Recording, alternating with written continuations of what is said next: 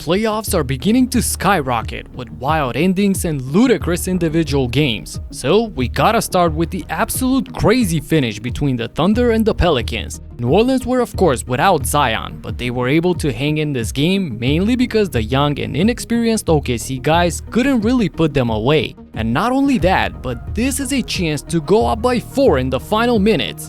Nance rolling to the cup, broken up inside. Hold on, you gotta rewind that. Nance had his dunk rimming out and missing a golden opportunity here. Unbelievable. At this moment, the Thunder are 5 minutes without a field goal and the crowd is anxious. So OKC goes to Shai to try and fix things. For the Thunder, no field goals in more than 5 minutes.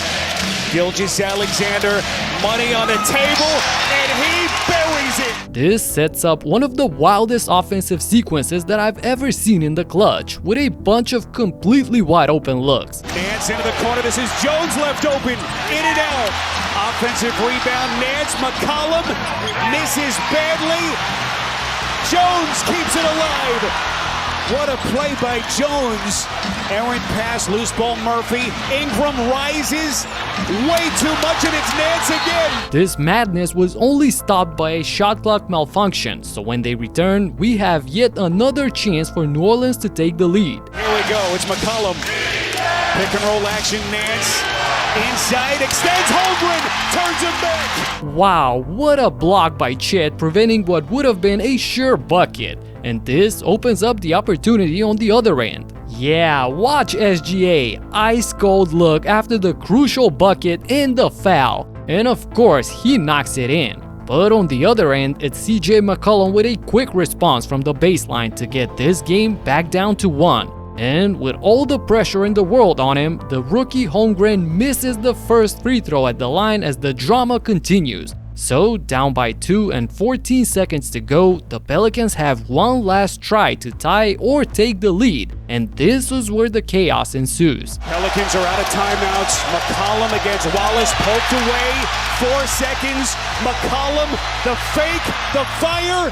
No, and it's over. Oklahoma City survives and hold on to take game 1. Oh my goodness, inches away from the win, OKC survives in a frenetic finish and takes the lead in the series. This is Rate Game, an app that I'm a part of, and the users on there rated this game at 8.8, which is the highest so far for these playoffs. Amazing. Moving on to a highly anticipated matchup between the Clippers and the Mavs, we saw 2 former MVPs on one side turning back the clock and dominating the game, and on the other, a team that was ranked 3rd and made threes during the regular season went 2 for 18 from deep in the first half. Mavericks have missed their last 7 shots. They're 2 for 15 in the quarter. Westbrook soaring in on the delivery from Harden.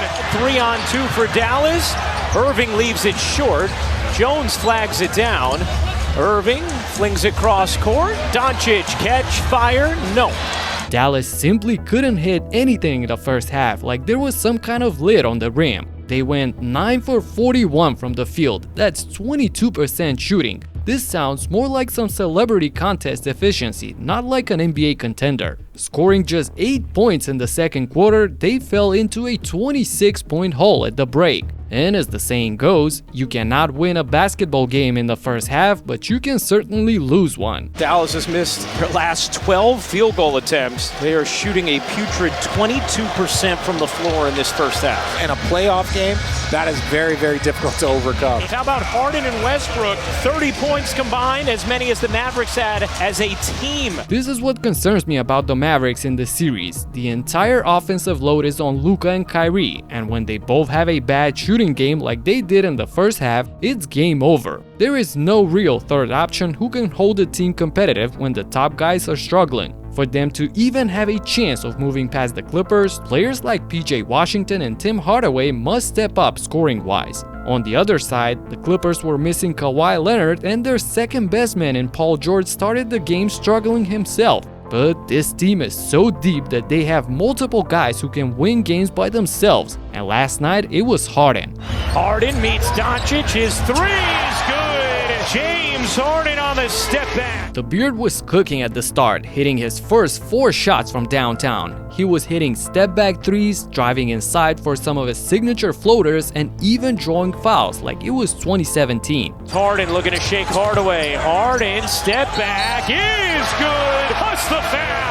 James Harden doing James Harden things. Another key player in this game was Ivica Zubac, who was feasting inside the paint, especially in the first quarter. Zubac muscling in Gafford for the easy finish. Zubac had a monster game with 20 points and 15 rebounds on 59% shooting. There wasn't a single guy on the other side that Coach Kidd could put on him in order to contain him. Luka and Kyrie tried their best in the second half, hitting some incredible shots to push for a possible comeback as they both finished with 30-plus point games. But the rest of their teammates combined for only 33 points on 27% shooting. And that was the story of the game, as the Clippers won Game 1 and are looking to take a commanding 2-0 lead on Tuesday when they meet again. This first matchup did not have too much excitement, and I thought I was low on this game, rating it a 5.4, but it got an average of 4.1 on Rate Game. Anyway, moving on to the Bucks and the Pacers, where I thought that Indy would be able to steal this game without Giannis, but just watch these shots. Nembhard,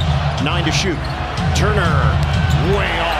Control by Indiana. Toppin didn't have to shoot it, and probably shouldn't have. Wow, I don't know if I've ever seen so many bad misses. The Pacers shot 3 for 18 from downtown in the first half. That's a miserable 16%. And look at how wide open a lot of these were. Without a doubt, it's the nerves that got to this young and inexperienced team in the playoff opener. They were a 37.5% three-point shooting team for the season. No way you missed this many open looks. And on the other end, it was the complete opposite as Damian Lillard went out of control. They are 0 of 9 from downtown. Lillard, step back. Oh, yeah! Lillard. Oh, he's feeling it. Lillard. Yes, sir! Dame exploded for 35 points in the first half, going blistering hot, 11 for 19 from the field and 6 for 10 from downtown. At one point, he had basically as many points by himself as the entire Indiana team. Incredible! So naturally, Milwaukee had a 27-point lead at the break and everything seemed over. But despite the fact that the Pacers continued their horrible outside shooting in the second half as well, going 5 for 20, they made a run in the third quarter to kinda wake up the Bucks. Oh no! Halliburton takes it away from Lillard. That ball deflected into the hands of Shepherd. Got a 3. 5 to shoot. McConnell asking for a screen. McConnell makes his move. McConnell hangs and hits. Rock solid. They did not have the power to come closer and the Bucks sealed the deal in the fourth, but the fact that they kinda got back despite having an absolutely atrocious shooting game and with all the nerves in the first one, I think that we might have some interesting games for the rest of the series, at least better than a 4.4 average rating. As for the Celtics and the Heat, honestly, I don't think we'll have a more interesting game as it's obvious how dominant Boston is in this series. A wire-to-wire 20-point win with a lead that was as big as 34. Another blowout last night, and you could see I love these games anyway as I'm always softer on the rating than the rest of the fans on Rate Game. By the way, if you want to know what I'm a part of, please watch this video where I explain the whole story and download Rate Game from the link in the description to join me on there. Talk to you in the next one. Peace out.